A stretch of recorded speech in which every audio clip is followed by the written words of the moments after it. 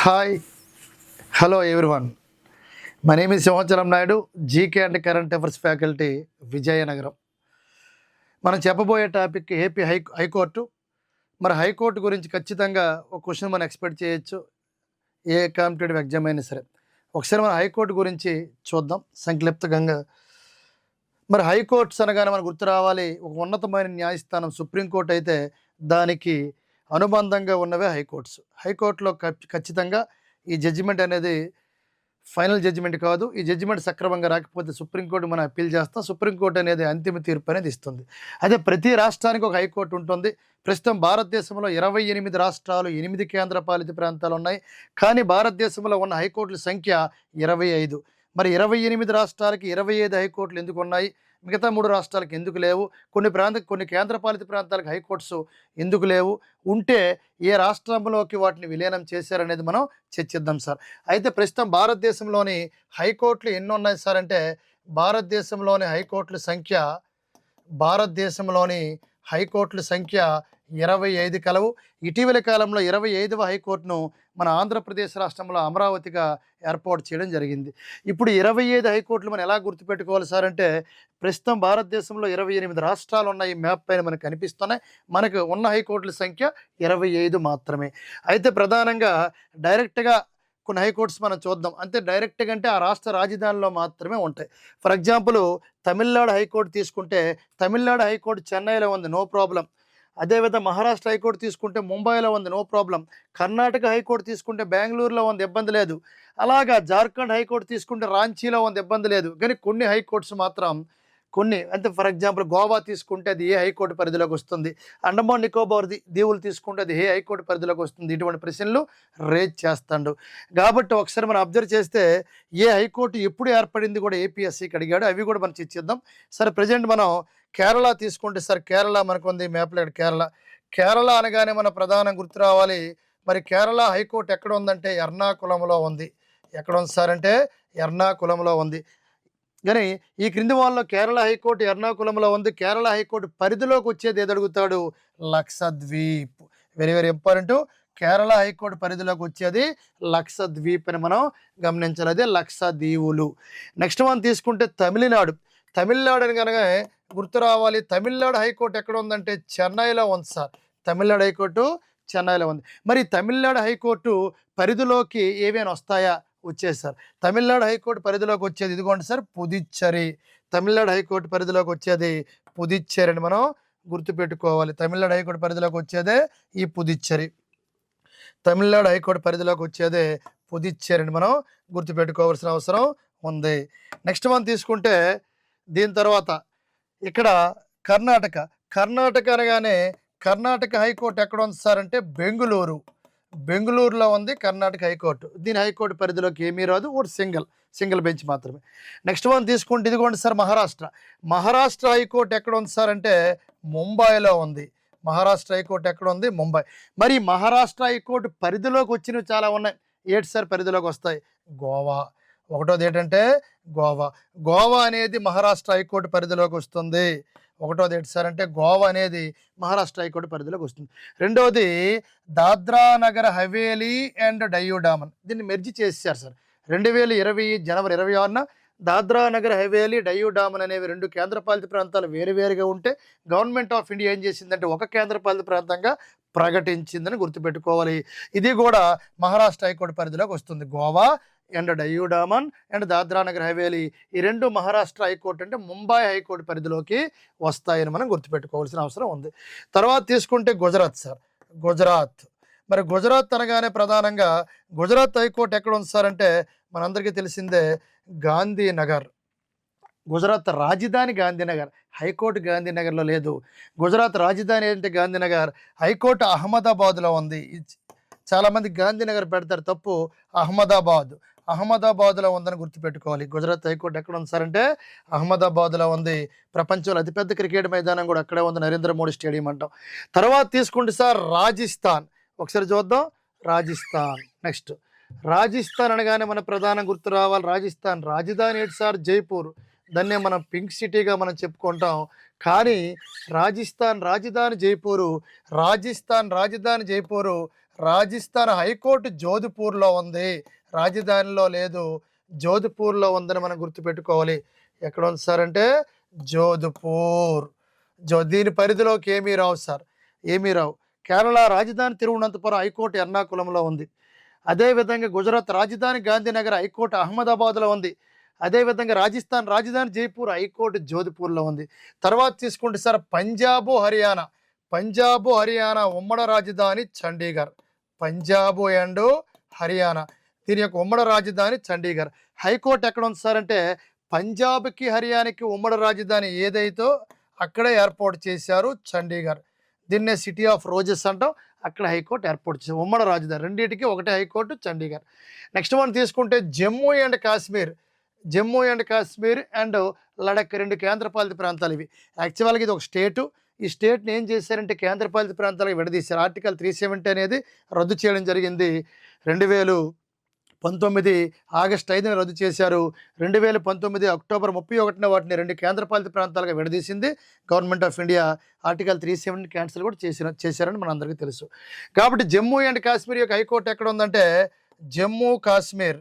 ఈ Jammu Kashmir very very important sir. High court ఎక్కడ ఉందంటే శ్రీనగర్. శ్రీనగర్ భూలోక స్వర్గం అంటాం, శ్రీనగర్లో ఉంది హైకోర్టుని గుర్తుపెట్టుకోవాలి. నెక్స్ట్ మనకి ఇలాగ హైకోర్టు తీసుకుంటే అటువైపు లడక్, అంటే లడక్ అనేది ప్రజెంట్ దేని పరిధిలోకి వచ్చేస్తుంది అంటే జమ్మూ అండ్ కాశ్మీర్ పరిధిలోకి వస్తుంది. ఎందుకు మొన్నటి వరకు రాష్ట్రము ఈరోజు కేంద్రపాలిత ప్రాంతంగా మారిపోయింది. తర్వాత హిమాచల్ ప్రదేశ్ అందరికీ తెలిసిందే, హిమాచల్ ప్రదేశ్ రాజధాని సిమ్లా, హైకోర్టు కూడా సిమ్లాలో ఉంది కాబట్టి నో ప్రాబ్లం.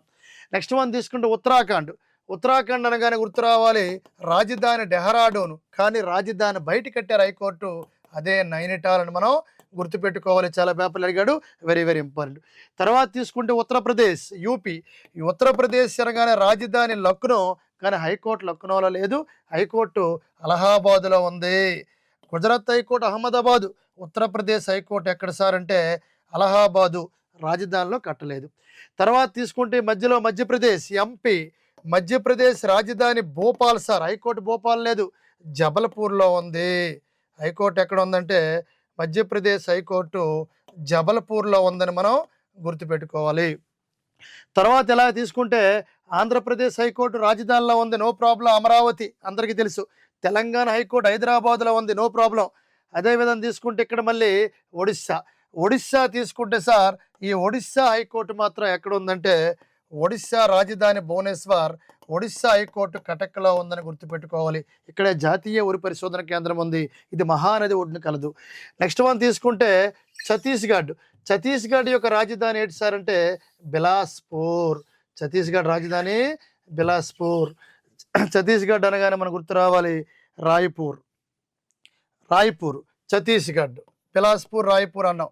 ఛత్తీస్గఢ్, ఛత్తీస్గఢ్ యొక్క రాజధానిలో లేదు సార్, రాజధాని లేదా, రాజధాని అయితే రాయ్పూర్, హైకోర్టు రాజధాని బయట ఉంది, అదే బిలాస్పూర్. Very very important.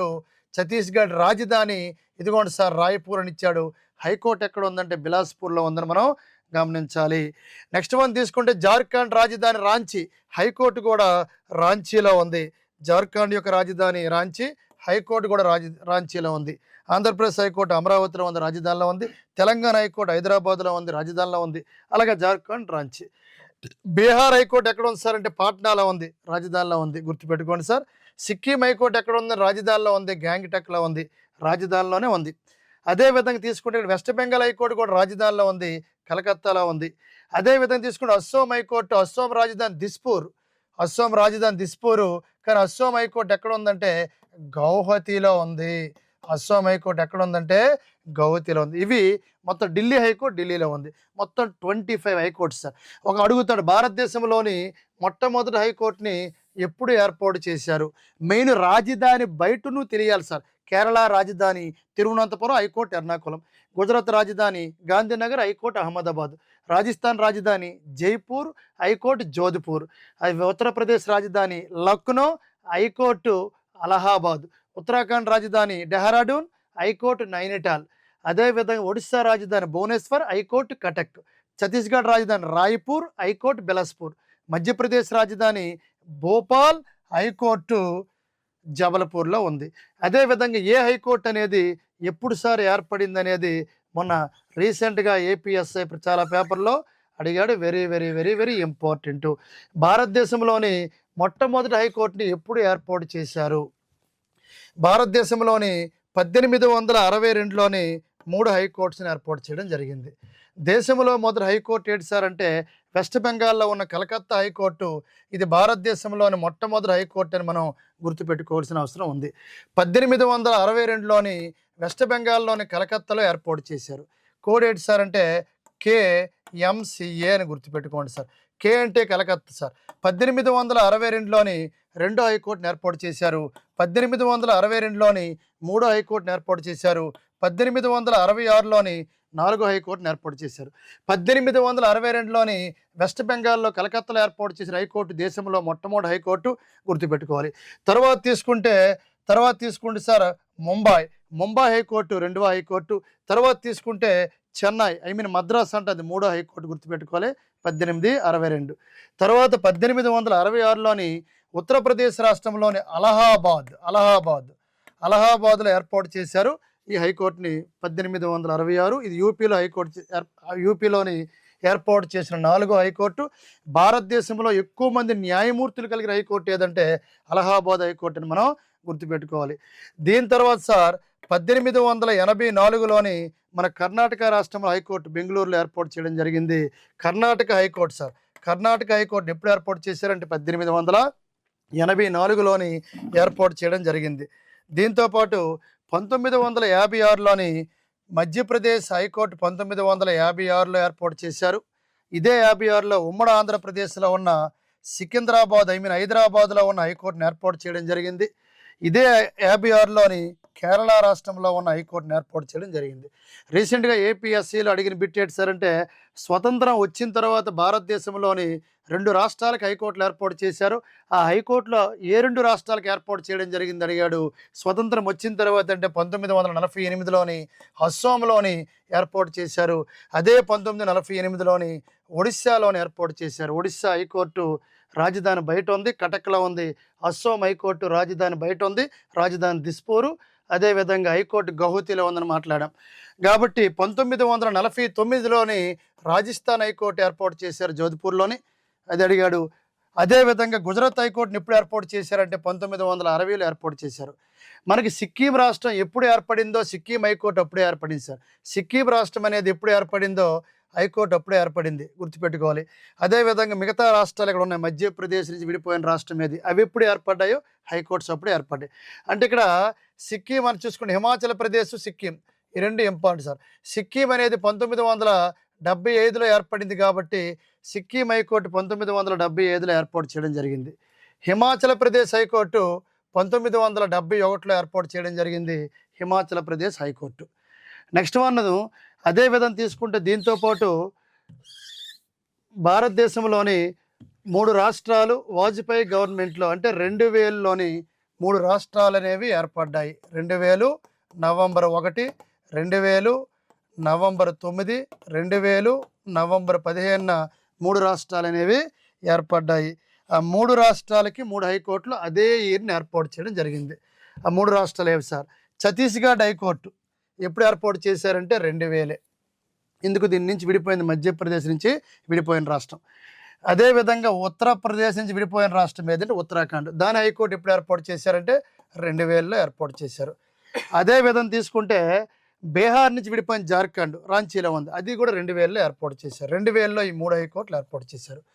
మరి ఎంఎంటీ అన్నాం.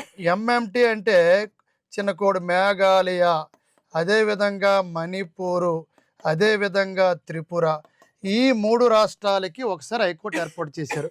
ఈ 3 రాష్ట్రాలకి 2013లో ఏర్పాటు చేశారు. మేఘాలయ, మణిపూరు, త్రిపుర ఈ 3 రాష్ట్రాలకు ఒకేసారి ఏర్పాటు చేయడం జరిగింది. 2000లో 3 హైకోర్టులు ఏర్పడ్డాయి. 56లో 3 హైకోర్టులు ఏర్పడ్డాయి. స్వతంత్రం వచ్చిన తర్వాత 2 హైకోర్టులు ఏర్పడ్డాయి. సిక్కిం ఫార్మేషన్ అయినప్పుడే, స్టేట్ ఫార్మేషన్ ఎప్పుడైంది అప్పుడు హైకోర్టు ఏర్పడింది. మరి జమ్మూ కాశ్మీర్ చెప్పలేదు సార్.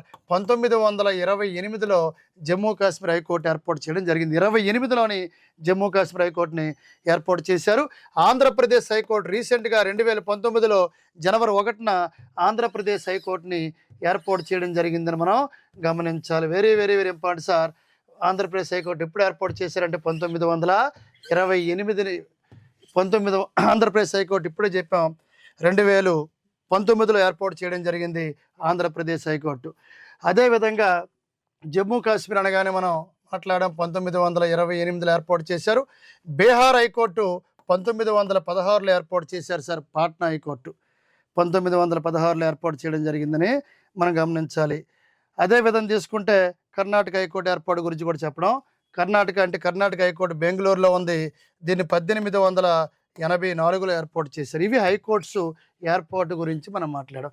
నెక్స్ట్ మనం మాట్లాడుకుంటే హైకోర్టు గురించి తెలియజేసే ఆర్టికల్స్ సార్. ఆర్టికల్స్ హైకోర్టు గురించి 214 నుంచి 231 వరకు తెలిస్తే మన హైకోర్టులో ఏ బిట్టేని పెట్టగలం గ్రూప్ 1 గ్రూప్ 2 స్థాయిలోని. అయితే ఒకసారి చూద్దాం సార్. ఇక్కడ ఆర్టికల్ 214 ఏం చెప్తుంది సార్? ప్రతి రాష్ట్రానికి కూడా ఒక హైకోర్టు ఉండాలి. భారతదేశంలో 28 రాష్ట్రాలు ఉన్నాయి, బట్ ఉన్న హైకోర్టులు 25. ఇక్కడ ప్రతి రాష్ట్రానికి ఒక హైకోర్టును ఏర్పాటు చేయాలని చెప్తుంది ఆర్టికల్ 214. మరి ఆర్టికల్ 215 ఏం చెప్తుంది సార్ అంటే కోర్ట్ ఆఫ్ రికార్డ్. కోర్టు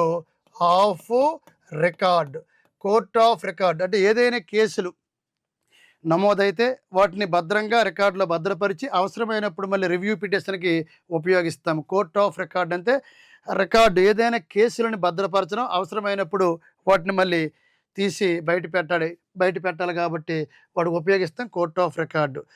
ఇది ఒక ఫైల్ రూపంలో ఉంటుంది. మన కేసులు ఇందులో నిక్షిప్తమై ఉంటాయి. అదేవిధంగా తీసుకుంటే ఆర్టికల్ 216 ప్రతి హైకోర్టులోని కొంతమంది న్యాయమూర్తులు ఒక ప్రధాన న్యాయమూర్తి ఉండాలి అని చెప్తుంది ప్రతి హైకోర్టులో కూడా. అదేవిధంగా వెరీ వెరీ ఇంపార్టెంట్ ఆర్టికల్ 217 ఏం చెప్తుంది సార్? ఆర్టికల్ 217 హైకోర్టు న్యాయమూర్తులను ప్రధాన న్యాయమూర్తులను నియమించేది భారత రాష్ట్రపతి. నియమించేది ఎవరంటే రాష్ట్రపతి అని చెప్తుంది ఆర్టికల్ 217. అదేవిధంగా తీసుకుంటే ఆర్టికల్ 218 వాళ్ళు తొలగించేది కూడా ఎవరంటే భారత రాష్ట్రపతి. నియమించేది భారత రాష్ట్రపతి, తొలగించేది కూడా భారత రాష్ట్రపతి. అదేవిధంగా ఆర్టికల్ 219 ఏం చెప్తుంది సార్ అంటే గవర్నర్ సమక్షంలోని ప్రమాణ స్వీకారం చేయాలి. ఎవరు సార్? ప్రధాన న్యాయమూర్తి చేస్తాడు. మిగతా న్యాయమూర్తులందరూ ప్రధాన న్యాయమూర్తి అండర్లో ప్రమాణ స్వీకారం చేస్తారు. Very very important. అదేవిధంగా మనం మాట్లాడుకుంటే ఆర్టికల్ 219 తర్వాత ఆర్టికల్ 220. ఆర్టికల్ 219 అయిపోయింది. ఆర్టికల్ 220 ఏదైనా ఒక న్యాయమూర్తి ఒక హైకోర్టులో పనిచేసిన తర్వాత రిటైర్మెంట్ అయిన తర్వాత అంటే పదవి విరమణ పొందిన తర్వాత ఆ హైకోర్టు పరిధిలోని పని చేయకూడదు. ఆ హైకోర్టు పరిధిలోకి వచ్చే న్యాయస్థానాల్లోని ఏ న్యాయవాద వృత్తి చేపట్టకూడదని చెప్తుంది ఆర్టికల్ 220. అదేవిధంగా తీసుకుంటే నెక్స్ట్ ఆర్టికల్ 221 జీత హైకోర్టు న్యాయమూర్తికి ఎంత జీతం ఇవ్వాలి, సుప్రీంకోర్టు ప్రధాన న్యాయమూర్తికి ఎంత ఇవ్వాలనేది ఈ జీత భత్యాల గురించి చెప్తుంది ఏంటి సార్ 221. అదేవిధంగా తీసుకుంటే ఆర్టికల్ 222 బదిలీలు. ఒక హైకోర్టు నుంచి మరొక హైకోర్టుకి బదిలీ అవ్వాలని చెప్తుంది 222. అదేవిధంగా ఆర్టికల్ 223 ఏం చెప్తుందంటే తాత్కాలిక ప్రధాన న్యాయమూర్తిని నియమించడం. ఒకవేళ లేకపోతే తాత్కాలిక ప్రధాన న్యాయమూర్తిని నియమించాలని చెప్తుంది 223 ఆర్టికల్ సార్. అదేవిధంగా తీసుకుంటే ఆర్టికల్ 224 ఏం చెప్తుందంటే తాత్కాలిక న్యాయమూర్తుల్ని నియమించడం. అంటే 224A ఏం చెప్తుందంటే అడహక్కు. ఏంటి సార్ అడహక్కు? తాత్కాలిక న్యాయమూర్తుల పదవీ కాలం 2 years అని చెప్తుంది అక్కడ. Very very important. ఆర్టికల్ 225 ఎమ్మెల్యేలు కానీ అదేవిధంగా ఎంపీలు కానీ ఈ సివిలు ఈ ఆస్తి తగాదాల గురించి ఈ ఆర్టికల్ చెప్తుంది సార్. అదేవిధంగా ఆర్టికల్ 226 రిట్స్. ఈ రిట్స్ అనేవి సుప్రీంకోర్టు కంటే హైకోర్టు పవర్ ఉంటాయి సార్. 1963లోని 15వ రాజ్యాంగ సవరణ ద్వారా ఆ వెసులుబాటు కల్పించడం జరిగిందని మనం గుర్తుపెట్టుకోవాల్సిన అవసరం ఉంది. అదేవిధంగా తీసుకుంటే ప్రధానంగా ఆర్టికల్ ఆర్టికల్ 227 ఏం చెప్తుంది సార్ అంటే, ఆర్టికల్ అంటే హైకోర్టు పరిధిలోని మిగతా కోర్టులు ఉంటాయి. చూసుకోండి ప్రధానంగా హైకోర్టు చూసుకోండి, ఇక్కడ హైకోర్టు మిగిలిన కోర్టులు నియంత్రిస్తుంది. నియంత్రణని మనం గుర్తుపెట్టుకోవాలి. అదే విధంగా తీసుకుంటే ఆర్టికల్ 228 పైకి అంటే హైకోర్టు ఏం చెప్తుందంటే, కేసులను మాకు పంపించండి, మాకు బదిలీ చేయండి అని చెప్తుంది. కింద కోర్టులకి సవాల్ చేస్తూ మీ కింద కోర్టులో విచారణ జరుగుతున్న కేసులను మాకు బదిలీ చేయండి, మేము దాన్ని అంతిమ తీర్పు ప్రకటిస్తాము, దానికి జడ్జిమెంట్ ఇస్తామని చెప్తుంది. గుర్తుపెట్టుకోవాలి. అదేవిధంగా ఆర్టికల్ 229 ఏం చెప్తుందంటే, హైకోర్టు ఉద్యోగాల గురించి. ఈ ఉద్యోగాల భర్తీ ఎవరు చేస్తారంటే హైకోర్టు ప్రధాన న్యాయమూర్తి ఆధ్వర్యంలో కూడా జరుగుతుందని మనం గమనించాలి. అదేవిధంగా ఆర్టికల్ 230 అనేది హైకోర్టు ఏ కేంద్రపాలిత ప్రాంతం ఏ హైకోర్టు పరిధిలోకి వస్తుంది, కేంద్రపాలిత ప్రాంతం ఏ హైకోర్టు పరిధిలోకి వస్తుంది, అనేది డిక్లేర్ చేయడం జరుగుతుంది సార్. అదేవిధంగా ఆర్టికల్ 231 ఏం చెప్తుందంటే, హైకోర్టు పరంగా మాట్లాడుకుంటే ఉమ్మడి హైకోర్టు ఏర్పాటు అని చెప్పడం జరుగుతుంది. అది లాస్ట్లో చూద్దాం సార్. ఇది ఆర్టికల్ 233. భారతదేశానికి మొట్టమొదటి హైకోర్టు మహిళా ప్రధాన న్యాయమూర్తి లీలా సేథ్, హిమాచల్ ప్రదేశ్. మొట్టమొదటి హైకోర్టు మహిళా న్యాయమూర్తి అన్నా చాందీ, కేరళ అని మనం గుర్తుపెట్టుకోవాలి. ఆంధ్రప్రదేశ్కి మొట్టమొదటి హైకోర్టు ప్రధాన న్యాయమూర్తి మీ అందరి తెలుగు జస్టిస్ కోకా సుబ్బారావు. మన తెలుగోడు సుప్రీంకోర్టుకు వెళ్ళిన తెలుగోడు మొట్టమొదటి ఇతనే కాబట్టి జస్టిస్ కోకా సుబ్బారావు. రెండోవాడు సుప్రీంకోర్టుకు వెళ్ళిన తెలుగోడు ఎన్వి రమణ మనం గుర్తుపెట్టుకోవాలి.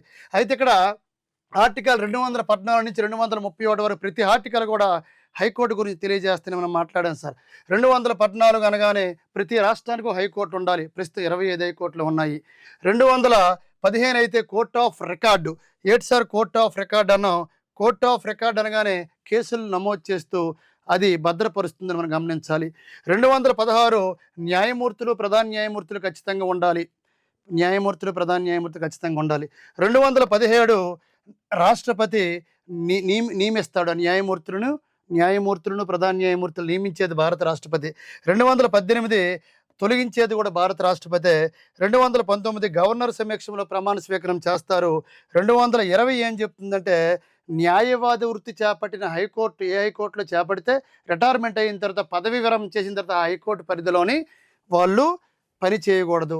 ఎలా గుర్తుపెట్టుకోవాలి సార్? ప్రతి రాష్ట్రానికి ప్రతి గ్రామానికి ఒక స్కూల్ ఉండాలి. 214. ప్రతి రాష్ట్రానికి ఒక హైకోర్టు ఉండాలి. 214. ప్రతి గ్రామానికి ఒక స్కూల్ ఉండాలి. 214.